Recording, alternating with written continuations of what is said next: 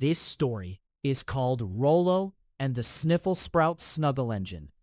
Rollo invents a pillow castle machine with a tender heart, and when it grows a wild botanical kingdom at midnight, kindness becomes the only way to guide it home. Rollo Puffin loved building things that almost worked. On Saturday night, he stacked sofa pillows into Castle Tumbletuft. He tied a ribbon to a lamp and whispered because bedtime was near. This is the finest living room kingdom in the world. But the castle sighed and slumped again. Rollo hurried to fix it. He gathered a soup spoon, 3 fuzzy socks, a cracked teacup, 2 seed pods from Mum's windowsill plant, and the softest square of blanket. Then he clicked everything together with clothespins. Rollo named it the Sniffle-Sprout Snuggle Engine. Its button eyes blinked. Its spoon wheels wiggled. At once, the blanket drawbridge bowed politely, and sock guards marched in wiggly lines. Dewdrops hung from the blanket battlements like little silver bells. Rollo ran to admire the tallest cushion tower. In his hurry, he forgot to thank the engine. The engine gave a hurt little honk.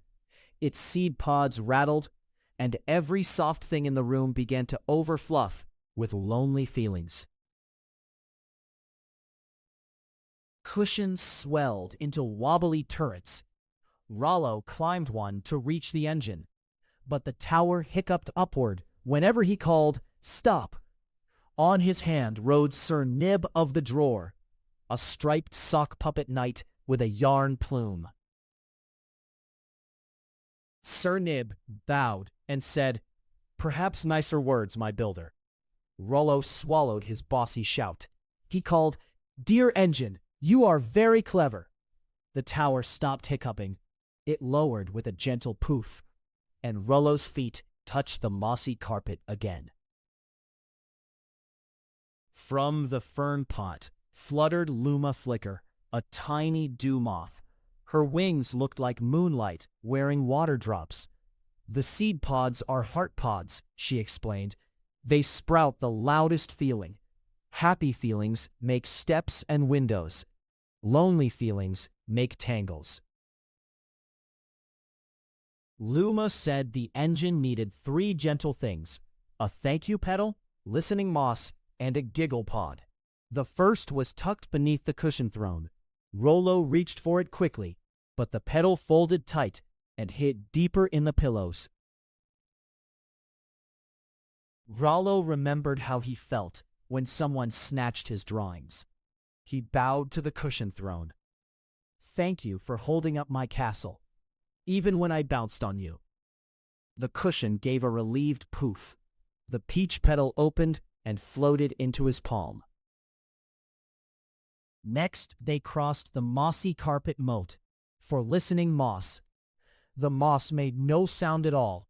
Rollo almost hurried past it, but Sir Nib placed his cushion shield down like a tiny bench. Everyone sat still and listened to the quiet. At first, Rollo heard only his own breathing. Then he heard the engine's small sniffles, the fern leaves ticking, and the pillows settling. A soft green tuft leaned toward him. "I hear you," Rollo whispered. The listening moss curled gently around his finger. The giggle pod was hardest. It hung from the engine's teacup chimney, but the engine had hidden inside a round blanket tower. Rollo tried a sock joke about losing a toe. The engine only squeaked sadly and pulled the blanket door shut.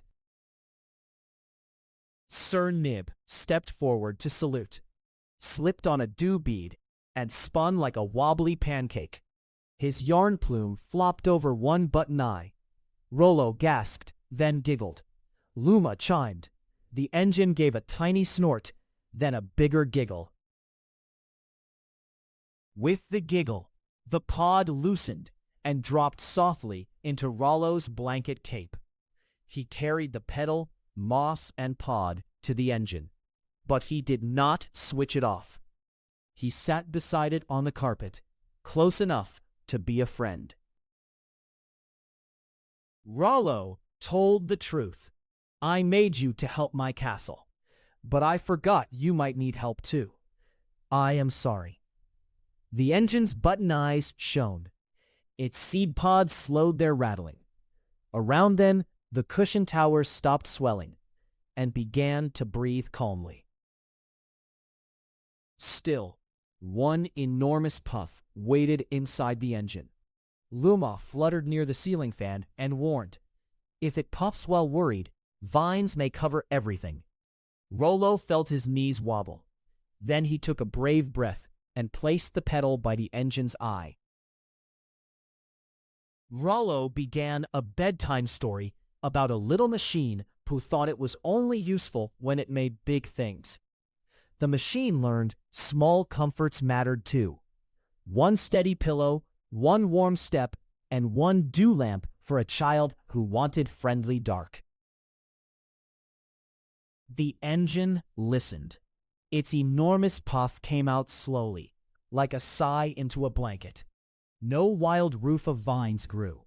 Instead, the castle settled into a tidy keep with soft windows, a snug drawbridge, and dew lamps glowing like sleepy stars. When morning light touched the curtains, Mum peeked in and smiled. Rollo slept inside the tidy pillow castle. Beside him sat the Sniffle-Sprout Snuggle engine, no longer sniffly, with one peach petal tucked behind its button eye. Sir Nib guarded the blanket gate while snoring softly. Luma hid in the fern pot and sparkled once before dawn finished arriving. From then on, the engine chose a new job. Not the biggest castle, but the coziest corner, where kind inventions could rest.